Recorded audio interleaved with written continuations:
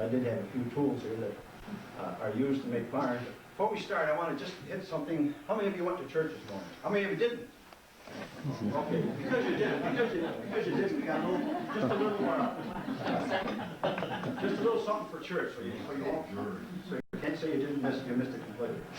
This was a test that was given up in Vancouver. Little kid, 8, 10-year-old kid. Some of the answers they gave back weren't exactly as they should have been. So don't misquote this afternoon. They stated, number one, that Noah's wife was Joan of Arc. Lot's wife was a pillar of salt by day and a ball of fire by night. Moses went to the top of Mount Sinai to get the 10 Commandments. The 7th commandment is thou shalt not admit adultery.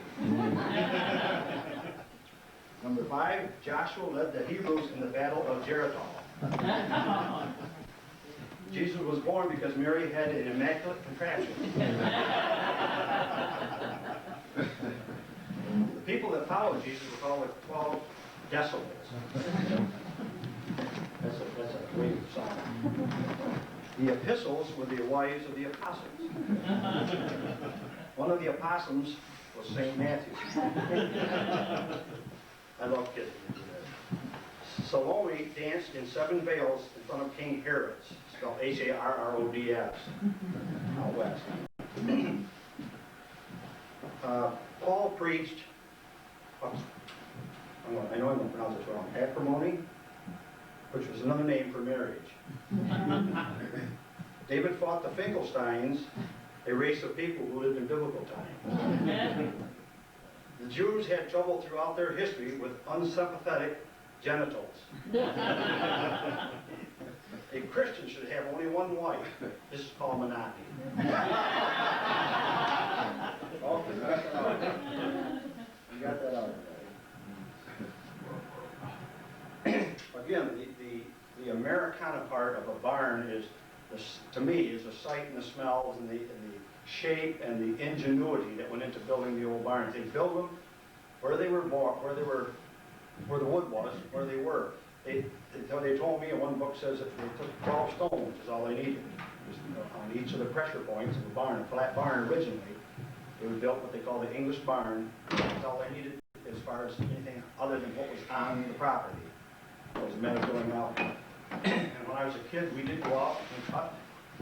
I think it took us about 2 years to cut enough hemlock and pine. We dragged it over to Tuscarora to George's. Lee and George, yeah. He had a steam engine. He sawed the wood, and I remember working on the barn. I really enjoyed it. That was, to me, that was my start. And I ended up doing about 15 years of carpenter work after that. So you can see, you can look back and see where some of your roots are tied in. It was interesting.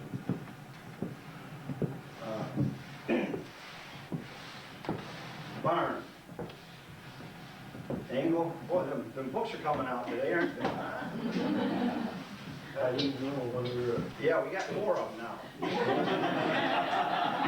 Thanks, so I appreciate you bringing it. It's a super nice book. Daniel, thanks for it. He is the best on Yeah. Super nice guy. I met him, and he was really dedicated. All right, barn. The word comes from bear, B-A-R-A-E-R-N, which is Anglo-Saxon for what? What do you think a barn was originally built for? When people first came to this country.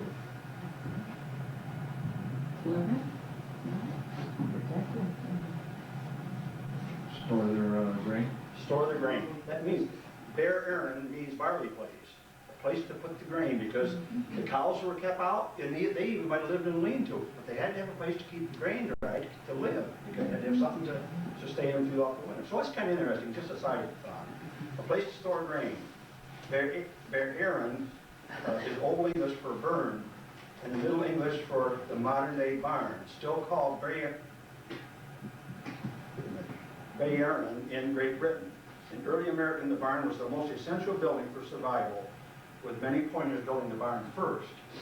And then the lean-to, they put a soddy up, or they would put just logs up, put a flat roof on it for them to live in. And they put up with the rain and the snow and everything else like that. Most older barns in our area are shaped after the English barn, which is just a simple gable roof barn. It's usually a 3-bay barn. That's normally what they are. Many of them are designed and built on the spot. This is around 1800. Now, I've never found a barn that didn't have nails in it. Maybe some of you have had. They said that some of the original barns were built without nails because they were a scarce item. In fact, maybe you read the history of how when people would move from one area to another and find a better piece of ground or keep going west, that they would burn the building and save the nails because wood was so abundant at that time. Many of our barns are going in the way of a horse and wagon. They're falling down. We just went down and what was it, Elmond Historical Society, and they told how just when he started this program down there doing the thing on vanishing Americana, that many of the barns he had taken pictures of were already gone, just in a few months' time. I see the Everman barn down the old Wolfinger farm. I see that barn's gone now, right behind where we used to live now. I see that barn's gone. That was there last year. In fact, I talked to a gentleman just yesterday, and there is a map, that one on the chair there, that shows the house in black and the barns in white. And he said he's taking this by himself. I had no idea he did this, but it was interesting. He said he remembers over 300 barns, an area of about 300 barns in West Sparta. I counted 260 some off that map. But right now he says there's about 100. And that's kind of, it's not a shocking statistic, but that's probably why I'm putting this little presentation. That a lot of the barns are gone. They're falling down. They've been wagon place over here. I guess there's about 3 barns have gone that I didn't think they'd ever fall. And normally they don't fall on their own. If they're taken care of, the barn, they're so framed that they won't fall down on their own. I think you get the hint, just what I'm trying to say, that we're losing a part of history that our kids will never see, or our kids' kids will never see. They're falling down. They're being burnt down for practice. Just burnt the one over on up here by the country store there. Casbo's. Well, whose was it originally? Chasey place, right. That's the Chasey. And it wasn't that bad inside. You know, I went in that barn and it brings tears to your eyes. See all that beautiful, hard work gone. And it's gone. You can't see evidence of it right now. By the way, when I bought my wife's grandmother's place, my father-in-law says, I'll let the barn go. It's pretty well shot. I jacked it up. I took the old hay out of it, and I put it back in place, and I cut new beams, and fixed the roof on it. It hasn't moved an inch since I fixed it that time. This has been 20-some years. I just don't want to get rid of it. The solid beams on the top, they're 8 by 8, I think, but they're 40 foot long, hardly a knot in them, and not even a joint in them. They're all one piece. So I appreciate it. I guess that's the best way to say it.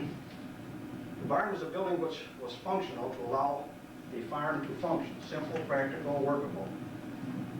Many people have said that it's architect work without an architectural work without an architect. How did people build barns back then? I've talked to different people that have said, Clarence Searle was the last one I talked to, who said that he hired the Jameson brothers to come into West Sparta to build a barn. They got there and explained what they wanted, and he said, we'll be back Monday or whenever it was. He said, they came back Monday, and he said, well, where's your blueprints? Mr. Jameson said, right here. They built that barn, they had all their own tools right in the back of their wagon or whatever they came with, and the barn was just exactly what they wanted. Just like the barn was over in Sparta at Mr. Searle's rubbish place or something. And then there's Mrs. Gerard, who said that her grandfather used to build barns in West Sparta. Anybody else have any idea who else used to build barns? I just think it's interesting to know these things. Ted Moose, did you know Ted Moose? His name is Nathan. He was called Ted. He's the one that built the barn on our 1980. That's just a regular gable roof barn. Gable roof barn. With pearl. It's interesting to find these things out, especially when you think of, like Mr. Searle said, so they came to work, no drawings. Well, today, you don't do that. You wait for the architect to get it. But it's interesting because they knew what the need for it. So, Most of our architects or the people that design barns knew somebody that came here from England, and Russia, Germany, Pennsylvania, German, Pennsylvania, Dutch. These are the people that brought the knowledge over here. Because many of our barns are designed after their ideas and their thoughts that they had with the whole country. Different states and different areas of proof of this we have today. Where does the word gambrel come from? Where's it? Gail, what are you laughing about? Remember in school? Remember in school? Went to desk, all your books on the desk, on the floor, got a quickie coming up here. This is the back part of the horse's leg. Okay. That's where the gambrel came from. I didn't know that. It's just something showing free, you know, and all, at that time they were designed because they wanted the barn only so big, but they wanted more hay storage space. So by going with gambrel, we gave them that extra space. There's a picture over there of the White Neck barn, and that was built in 1907 or 8. It shows the men up. There's a picture on the corner that shows men building the barn. I'll go through some of this stuff and get a little bit more into it and stuff. It's just interesting to know how the people in the area can pick up after one generation and know how to build a barn. So how did they do it? So that's what we'll be going through today. I also later want to do some of the unique barns in the area. Right in West Sparta, we don't have a lot of unique barns, but we do have the black and white farm. Why was it called the black and white farm? Bill ought to know this. We don't really know. The original name of that was the Cone Farm. Yeah. And He's from Geneseo, right? yeah, yeah. But the next person that bought it is why it named the black and white. Ross. And that was the Ross brothers. But he raised only black and white Black and cows. white cattle. Yeah. It's just interesting. That's a little tidbit you put in the computer the next time you need it. It's interesting to know these things.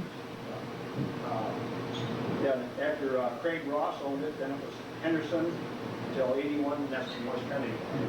That is a unique barn. It's really something. I've always been told it's 200 foot around. That's okay. That's part of it. It says in here it's the largest barn in New York State. I think that it was for some time until I think there's a couple bigger now. I think the Shakers built a bigger barn, and there's a couple There's big a gambrel cement block barn in Cuba. Right. That is huge. I've got that. The McKinney barn, or named after McKinney. Yeah. Operational. It's in these books here. It's an excellent picture. They claim that 4 times around the black and white barn is a mile. Yeah. Now, see, it's 100 and, I wrote it down, believe it or not. It's 164 by 190 feet. And they used to tell everybody it's 200 feet. I believe that as a kid. You know, you don't question those odd numbers. You just, what you remember is what you remember. David, the other intrinsic design of that barn was that you go on the back side, the side is away from the road, and it comes up even with the bank, and they drove their horses and wagons loaded with hay all around the attic, so to speak, and pitched everything down. It's in this book. We got 4 of them here today, so we can cover it. It's pictures, interior pictures in this book of Daniel Fink, and that's what he said. You could drive right in. There's another barn. In fact, we were looking for that we didn't get to it, didn't we? Got to the stump and got sidetracked. There's a barn in there that goes up 60-some feet, up a ramp right in the middle of the barn. Great big gamble rope barn. You drive right up in there and throw the hay off 2.5 stories down. Can you imagine the tension or the pressure that hay on the bottom? That's why you need a hay knife. Yes, there's some very unique barns in the area, not necessarily in West Sparta. In West Sparta, I've got a picture of a couple there. One is I would say it's probably the oldest barn here yet. And I never knew a thing about it until I was reading from what Helen Dennis wrote in 1948. She says there's one in the flats down by the canal, and that was the old house on, what's in the nursery there now, just beyond the canal, near the canal house, lockkeeper's house, and that's gone now. But the other one, she says, up on the side hill. I didn't know where it was until one day we were talking with Wanda McKinney, that lived down here on just below where Wilson Wallace lives. On that little that long driveway, there's an old barn. This big, it's about the size of this building maybe. This log cabin. There's pictures of it right in the middle there if you want to look at it. It's probably one of the oldest barns in the town, I would guess. And another unique one was that little weigh house, which I think, after going to Geneseo, I think it's one of the most unique in 3 counties from what they told me. They said they didn't know of any other weigh house that was still in place with the scales all in it. Dick is taking pictures of that. That's pretty interesting. We could have had it for nothing. I shouldn't even tell you this, but the day that I went down there, from the recommendations of the town That's on the Henry McNair Yes. farm, way four sides of it. We had one on our farm. Yeah. You still have the bottom part of it? It's still using storage, but it had a scales in there, and you could drive a load of hay. You still have the building over? Oh, yes. Oh, I didn't know that. Yes, yes. I've been misquoted. No, See, I no, guess that's, and in the early days, people drovers would come and buy cattle in the neighborhood and drive them there and weigh them, you know. That started out with a big improvement over guessing, Right. you know. And so they sold by the pound. Some of the old diaries that I read said that when you bought hay years ago, you didn't buy a load of hay, you bought so many pounds of hay. Right. You buy a load of 1,600 pounds, and that's what these, like if anybody's going to town with a load of something to sell to GLF, they would run through that weigh house, and then they'd have a weigh slip, and then on the way back, they would tell the difference. But it's interesting. Someone did tell me you had one, but I didn't know you had Yeah. one. Right. Had the house. Part of one of the buildings there. Oh, that's No, interesting. the scales is pretty well shot, and matter of fact, I took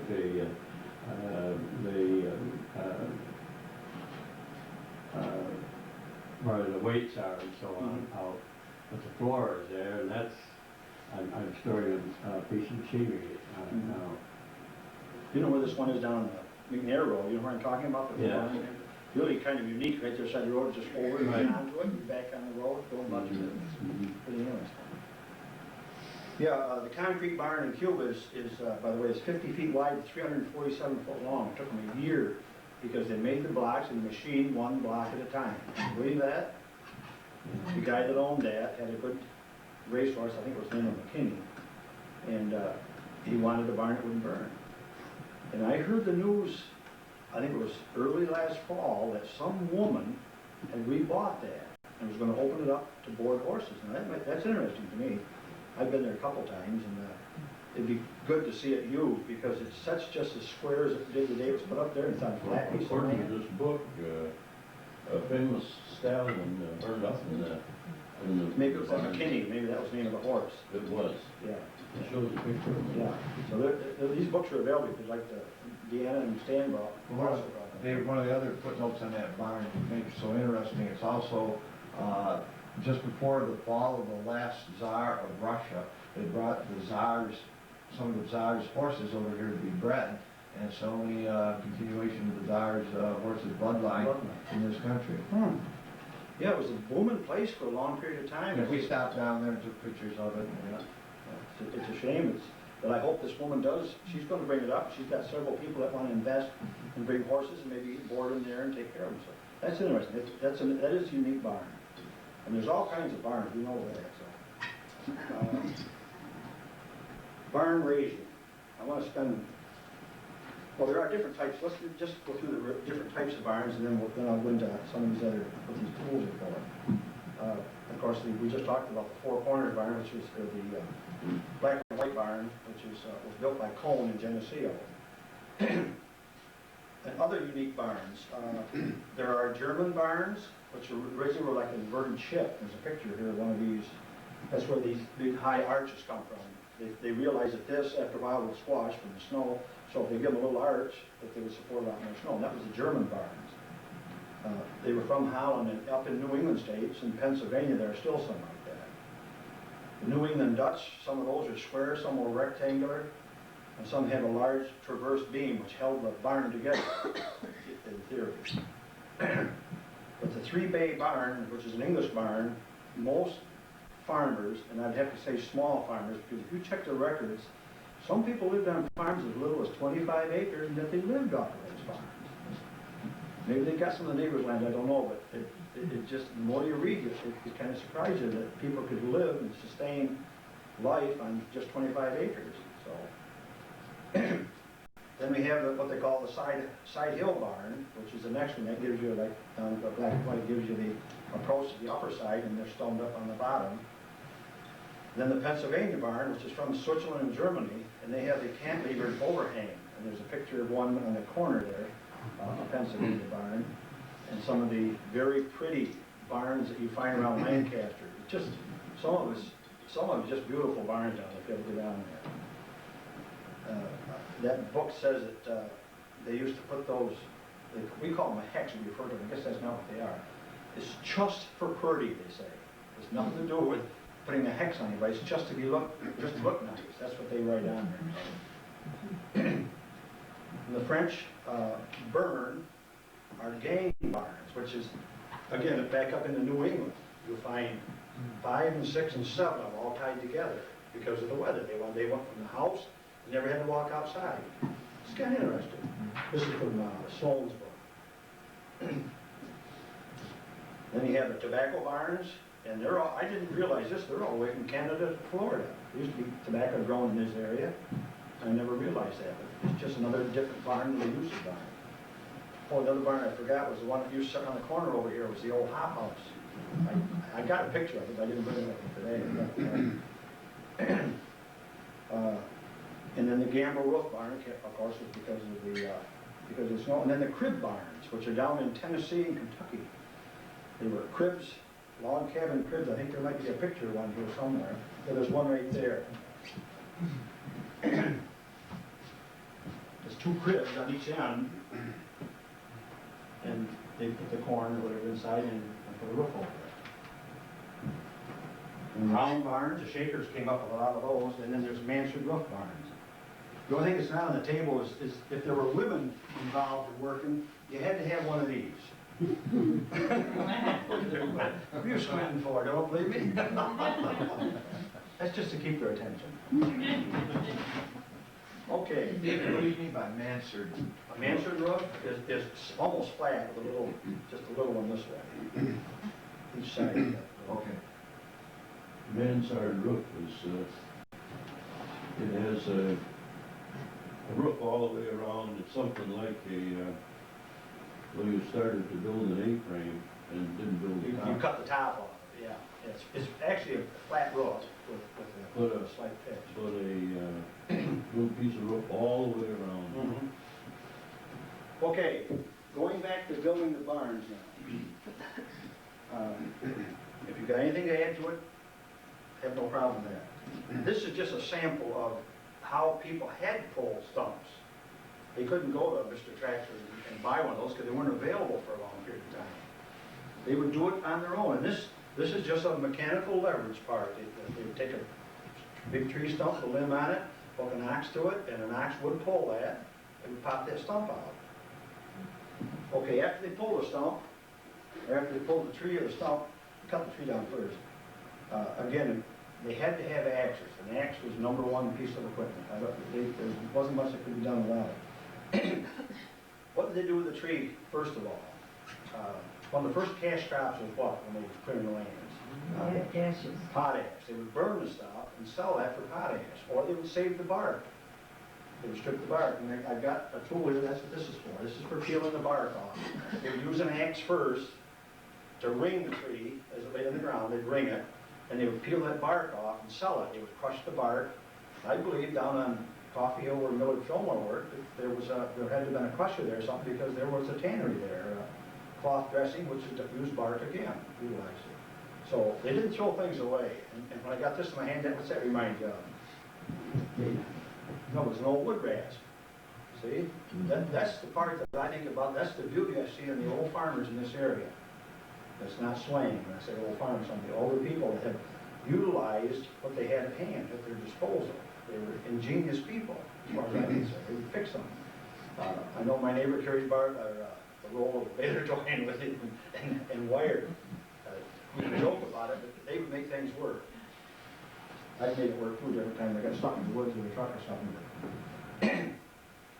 This is probably the oldest axe I've got, and the oldest is because of this. They were made of a piece of metal that was flattened around, and this piece up in front is different than the back part. That's the hardened part. And you can usually tell That sounds dead. But usually some of these bigger axes have a real case-hardened sound. If they would peel the bark and cut them to length, then they would lay them down to square them up. I'll probably get ahead of myself. Who's this for? To measure the logs. Every time around from a point on there, you probably put a little paint on it. Every time around 2 foot. So you go 10 times around, you got 24-foot log, cut it off right here, Jake, you know, so you go and cut it off 24 foot. That's what that's for. So I got the log down, I got it split up. Now I want to square it up. You know what I mean by squaring it up? There's some pictures here that shows how this one here shows it near the top. You can look these all over. It had to be stripped. So then you take an axe, probably similar to this. Here's a good axe, got good metal. Even though it's been buried underground probably for a while. And you would square the top of it, the whole length, chop down through it and loosen it up. Then you'd go in and peel that off with this here. You stand on top of it and down through and square that all off according to these here. You square the top off, and then you roll a half a turn. To hold the log while you're working on it, you do something like this. You drive this into the bottom part, you drive that down through and stick that in the side of the log while you're working on it. Hold it square, and then you flap it completely over, and you have a flat part to work on. I have different styles of these. That's probably the big one. These were used all the way up through, and if you look this over carefully, you can see where they welded this together on a furnace or on a forge. This piece is different from this piece here, and this piece here is different. This is for driving the tree nails in. These pins here. I'm sure I'm going to miss something before it gets done.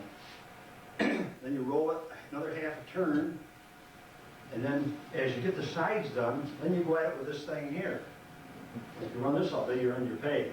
You're ready to go to bed at night. That's to square up the log. You walk alongside it and swing it alongside your body. There's a right-handed, and this other one's here, the left-handed. And then, okay, so you get the thing all square. Am I missing anything? If you see something like this, yeah, I'll move it back over here.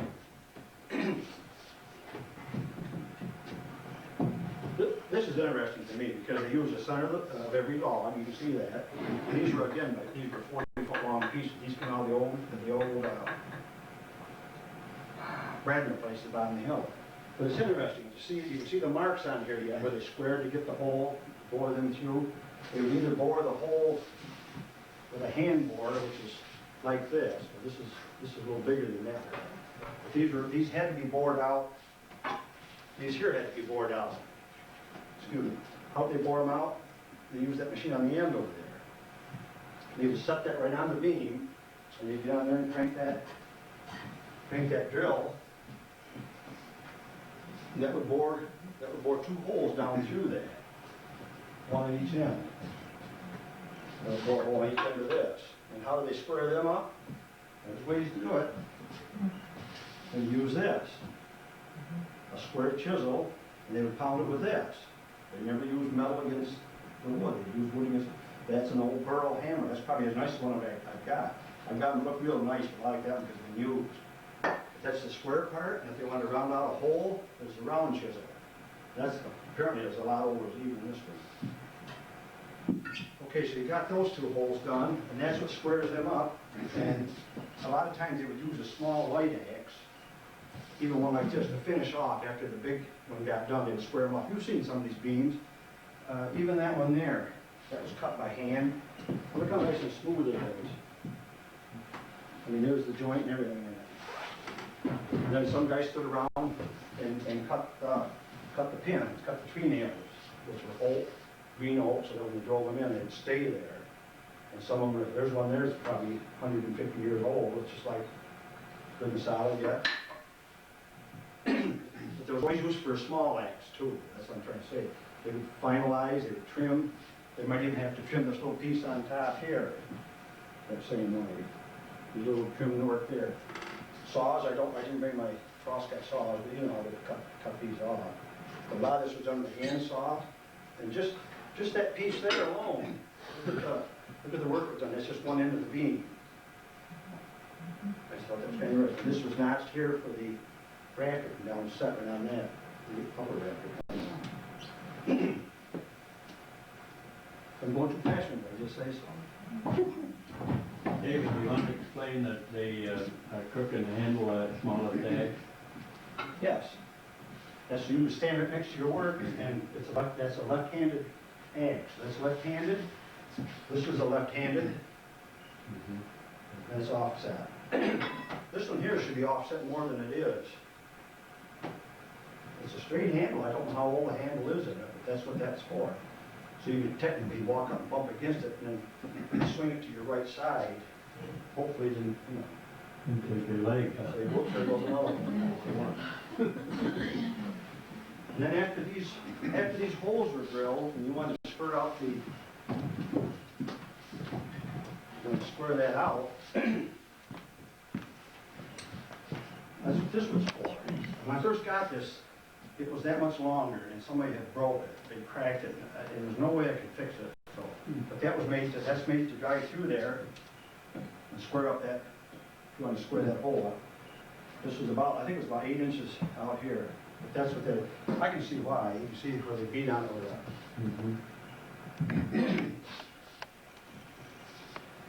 Why would they do this? That come out of Grandma's barn up there on the hill. Why would they do this here? Well, this is the height of the beam, about 4 by 7.5 or 8. They said they did this so it wouldn't split. So if they didn't do that, it'd split right there every time. Oh, okay. It's just, that's another little tidbit you put in your computer. But that's why they would do that. You look at a lot of barns today, you'll see a big beam with just this little lip in there. But if they were cut down like this, and that was done with just an axe, somebody whacked that down, that wouldn't split out. So that's interesting.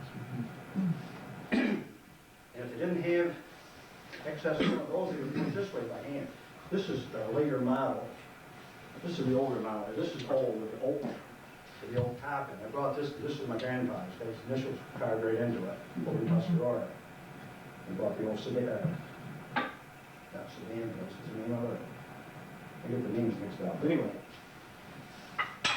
if they're skidding logs out of the woods, they would use something similar to this. Usually they did it with oxen. You would just drive one of those in each log and skid it out of the woods. That's what that's for. You want to roll a log over, you use this.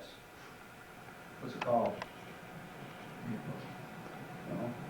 It's a pickaroon. That's a pickaroon. You don't have a camper there, do you? I got it in the home, but I couldn't bring everything. They're pretty good size. Yeah, I've got cam hooks and some of the very few nails that I've got that I ever found in barns were similar to this. These are all handmade. In fact, this one came out of the Stones Falls. They call it the old Indian trading post. I don't know if that was just a myth name or what. There was an old barn up in there that came out of it. The guy gave me that. I went up to the yard sale one day and he says, I got one thing out of that old barn he used to sit here. His house sits right there. He lives there with the barn. That's old. That came out of the old trading post. How many of you farmers know what this is? I had this for years and I didn't find out what it was. I went to Pennsylvania to the Log Museum down there. He knows, I told him. It's a break for a toboggan or for a bobsled. When you're hauling wood up, you want to stop out half up a hill, they set this way when you just flop both of them over and your horses can come to rest. That's kind of interesting. Like I said, I didn't find out until I went down there. To move the logs into place, that's what this is for. 2 men could pick up a beam. It was made the right width for the 12, up to a 12-inch beam. I've got 3 of these. The biggest one has 2 men on each side.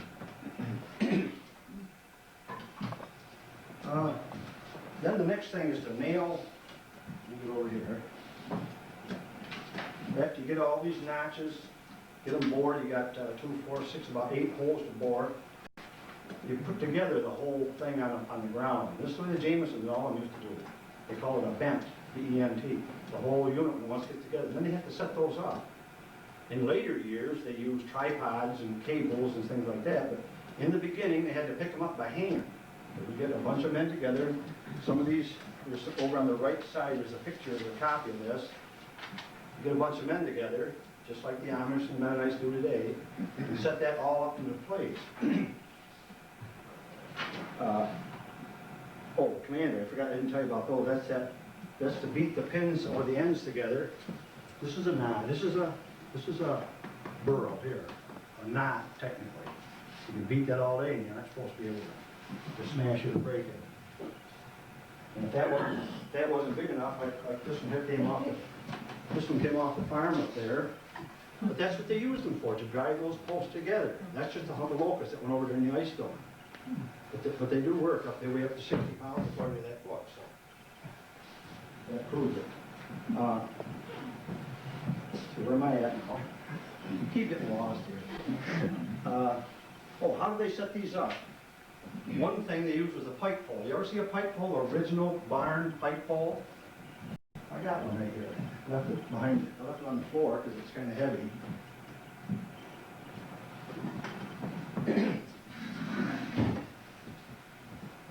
I don't know if I've ever seen one other than this one. That's an original pike pole for setting up the barn bent. The whole that'll reach up to two stories. Never in there, no, it'd slip off. Well, right. One would be on the back side, one would be on the front side. But Where'd you get that? where'd I get this? Yeah. It's a wonder it's not in my living room. I thought it was kind of interesting. Lynn Moff, in Tuscarora Industry, next to the cemetery. It would be, but surely. Lynn Moff's barn right now, and later on he had an auction, he sold out. Yeah. And he sold everything out, and I see that hanging on the side of the garage, up on the eave, for been protected for 100 years. So I went to tap the auctioneer on the shore, what do you take for that stick of wood? He had, I asked several people, they didn't know what it was. I got it for $5 or something, it's worth it just to preserve it. So where am I at now? There's another display of nails in that. Those all came out of a barn constructed house, which is the old Bragdon place. Every one of those came out of that house. They're all different sizes. If someone had told me that, I wouldn't have believed them. But these are mostly barn. These are designed for barns here. But these are houses. Half of these are what they call the finishing nail because they have half heads on them. My house is built with those square nails. Yeah. 1892. Yeah.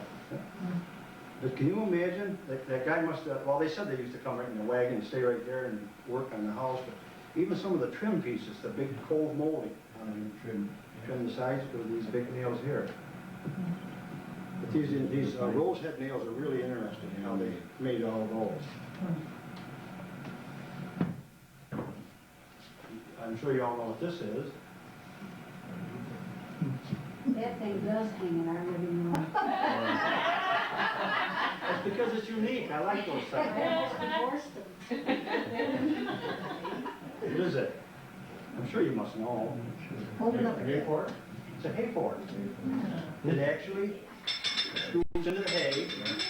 If it's polished, you can push it right, just work it right down in. And then when it's up here, you trip it. You trip it with a rope here, through here, and it will unscrew in the hay ball. I just think it's kind of interesting. Reverse itself, in other words. Yeah, sure, it would reverse itself, yeah. That does hang in the living room. That's a conversation. Yeah, several hayforks, I never saw one like that. Well, that's why, I guess as I go around the country, I pick up three guys. We call them the harpoons there. Yeah, I got one of those and, The ends of it yeah. twist up when you, There's a picture over there in the middle of the, when you pull the trip rope, you pull them up straight and the hay pulls off. they're just like this one. Now, they do make these for doing wagon wheels, which is a lot smaller with the 4 pieces in it. It has to go around a wheel. It's a traveler on a wheel to put a wheel on a wooden spoke wagon wheel. But this is a traveler made for measuring logs. You didn't grab your 50-foot Stanley when you were out there in the woods years ago. You had to have something. This made sense. So, this is the slick. This is the square up after it's been cut once, and they need to square up even like right here. You'd use something similar to that. That's old. That was done by hand. A lot of the dealers come in, look at some of my stuff and say, is it labeled? I don't care if it's labeled or not. Made and they used it, that's all I care about. So this shit does have Martin or somebody on it. It's in the material. If anybody had a hammer at that time, it was probably something similar to that. That's a German hammer. That's from Lancaster, Pennsylvania. That's what the Germans used to have down in that area. I'm sure that some of you might have one now. A little favorite hammer in the corner somewhere. But I do have one, I think, older than this. I have one older than this that has the favorite on the handle. It's got a square shank. You guys just go and you can split handle. Barn 4, you know what this is, most of you should. It's all made, it's kind of unique. But think of it, trash and wheat, that machine. I remember years ago having stuff piled up with wheat and also when you drive the trash machine in and pitch it and roll it outside and stack. This was before my time, thank goodness. In between that and run this, I'd be shorter than I am today. Very unique, it's kind of swivel, doesn't it? Yeah, that's what I was showing it. Yeah, some of them don't have. That's kind of nice. Probably made green, put around there, and it's wired together. And they put the circle and just kept walking and flopping that into the wheat. Or they even took horses at one time, a mule, and walked in the circles, across the corn, and grain out. And they would use a winnow basket, winnowing basket, similar to this. Pick it up, throw it in the air, with both doors open on both ends, it was supposed to go through. Both chapters. That's the theory. I don't know if they use this or not, but that gives you an idea. They probably made out of wood. The ones I've seen, some pictures, the old ones are wooden, they're made out of wood. A lot of these explain a lot of these, just like this part here. This was for cutting, slicing the board up. You want to put siding on your barn or roof pieces on it. Quarter your wood, first of all, and you use this, back it for this, to cut your boards to put on for roofing. I think it's Williamsburg, they have them, some of the other barns have that type of roof on it, so you know what's going on. Any more questions? Anybody? I enjoy doing this, that's why I'm here. I don't get paid too much.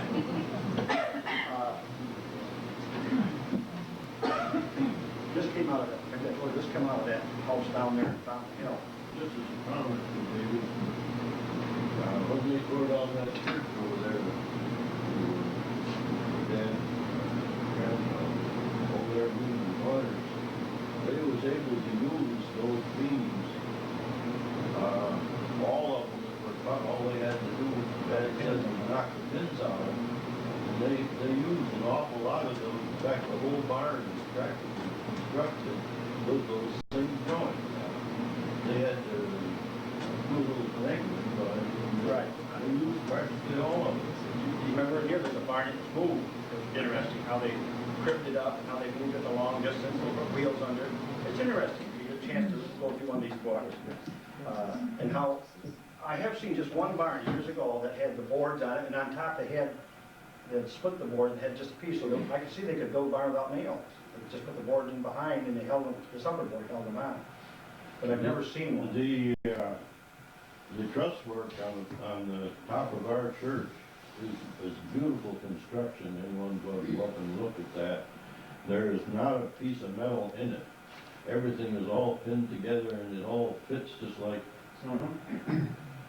Self-supporting truss, like a cane truss. the whole thing. I mean, I've never been up in there. Now, as I understand it, and our old Grange Hall, which was another Methodist church over Church Union Corners, that was built exactly the same way.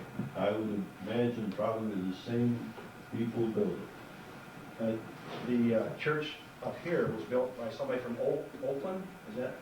That's what I read in Well, the we history. do have some information on that. They were a group of craftsmen who went around and did that. And that's the way it was with your barns. When they got ready for a barn raising, the carpenters would stay there for 2-3 days cutting those tendons that you're showing there and boring the holes and get everything all ready. And then you got a whole bunch of men together and put the barn up, all in one day. In some of the Nunde history, I believe, it said that the people that built the canal, a lot of them stayed in that area, and they were craftsmen. They were people that could build barns and build trusses, because a lot of times in the old canal, they even used wooden pins for the gates as they swung back and forth. I got pictures of some of them. But I was just wondering if Oakland, and there's the reason it was named Oak Lawn Cemetery, is there any connection there? No, the reason it's Oak Lawn is because of the oak trees that was there when the church was started. There was 4 oak trees, and we just cut the last one of them down, and one of them the lightning struck on the end of the cemetery, and there was 2 more. And that's where the cemetery got its name, was from those oak trees. Because I get a lot of questions, people writing, in fact, I got it right now, I just went over to see Mr. Wilson Wallace, his grandfather, his great uncle. And they weren't sure that it was Oak Lawn or some other cemetery. Well, there's no other cemetery here unless it's the one way up on 436. And they said Oak, or Eastview or Oakview. I said, Those trees were all there, probably maybe set out at the time the church was built, which was way back in, about 1848 was when they started it. well, one history says that, and the other history in the little book that we had, one of them says 1858. So I mean, there's a couple of I different. think probably it was finished in 58. Okay. I think probably the deed, part of where you get the 48 from is from the deed. From the land originally. Yes. My granddad built a lot of barns in this area. What was his name? Stuart Conklin. Conklin? You're from what area now? Huh? You're from off around Nunde way?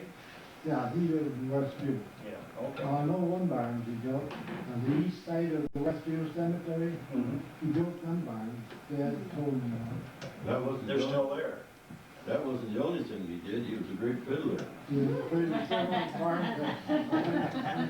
That was done after you get the barn up. Square dances all over this area. Have it easy. Dave's greatest fun growing up as a kid on the farm was playing in the barn. Yeah. Falling off in the hay and doing things, doing flips, I can remember. Maybe that's what promoted my asthma when I was a kid. I used to love playing in the barn. Oh, I get to sneezing in the house, my eyes be all red, and get off the barn again, haven't you? Like in the wintertime, what else could you do besides bounce around the hay outside? But, we had a gambrel barn and 2 regular barns, and like I said, we added on, put 24 cows on in this barn that we added on, so it's good to have the experience, that's all. I mean, there is an Amish, a drawing of either Amish or Mennonites putting a barn up over there. It's a little bit different today, they don't do it exactly the same way, but it's interesting to watch them. I watched them down here on the flats last couple of years ago, build up a barn. So it's interesting if you like barns, and like I said, the smell of a barn, years ago, when you're in the barn, you don't think you smell like cow manure. But I didn't mind it. It was part of life. You lived with it. I'm sure the wife knew when you walked in the house that you've been in the barn, but at the same time, it was really a good thing. Until you went in the old bin, you weren't supposed to. I do remember that. The last licking I ever got in my life. I was in the old bin, and the oats were nice and warm. You're bare-legged, you get on them, they felt good. A lot of them were dumping off in the corridor, and I didn't hear my dad come in the barn. I still remember to this day, that's the last time I ever went in the old bin. I'm just about done. I'd like to do one more reading. I think it's maybe it's a little off the subject, but I think it's good to look back and reflect a little bit. To hear some people talk, he says, you would think we live in an age of moral and civil darkness, equal to that of the Dark Ages. They will recite to you by the hour, if you will listen, the worthy deeds of those models of prosperity, our ancestors. Now this talk would do very well if there were any facts to justify it. Good old times indeed. From the very first hour that white men landed upon the shores of this continent, we have a system of fraud and deception being carried out. But says one, our pilgrim fathers, you forget the good old days of the Puritans. Pure indeed, yes. They were so very pure that they must needs burn innocent people to stake. And for amusement, they hunted down helpless Quakers, and they would wind up with salt, and with salt down. I did some of this, the old FNSs, it throws me this one. They sat down, they sat down in due deliberation and created their famous blue laws. The only good time since the creation of the world was the short period of our common ancestor Adam experienced before the creation of woman. I'll hesitate. Eve was created from Adam's fall, and ever since that time, mankind has looked back to some time in the past in which they enjoyed perfect bliss. But as age after age and generation after generation passed away, their ideas on the subject have become confused. They failed to fix the date of the happy period in the right places. When men began to multiply upon the face of the earth, wickedness also increased until God was constrained to all mankind. This great event occurred about 2400 BC. And then follows a long period, about 12 centuries, in which nothing reliable is known. This brings us to the founding of Carthage in 800 BC. Here the first reliable secular history begins.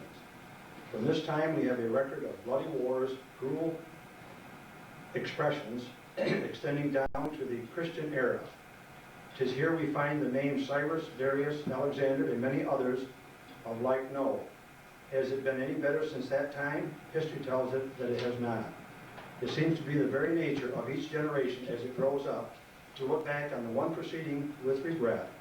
But in what era of the world's history can be found so many things existing for man's happiness as in the present?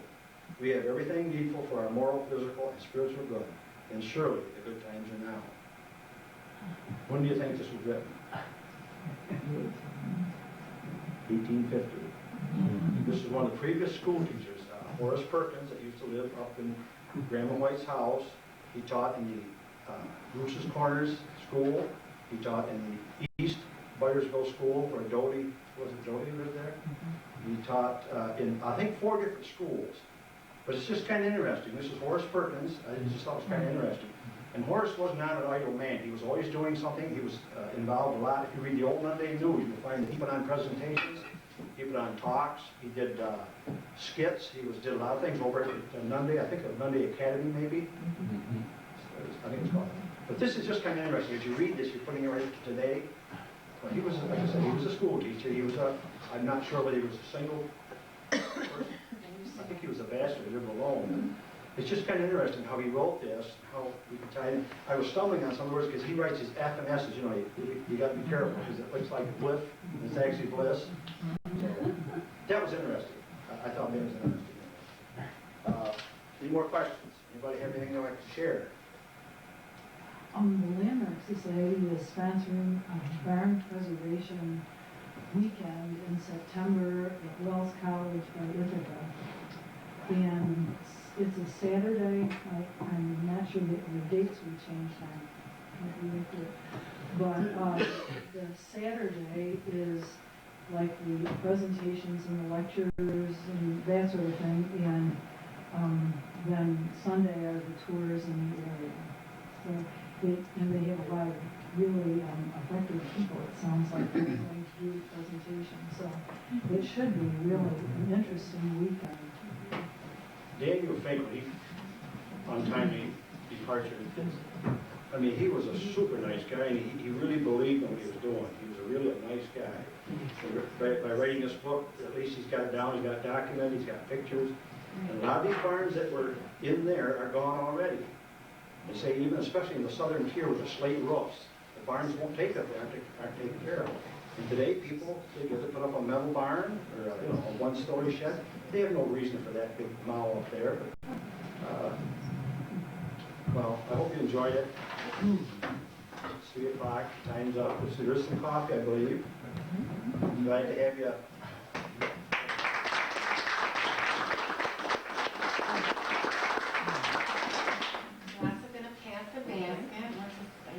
Trying to be a little bit self-sufficient. And yes, we put the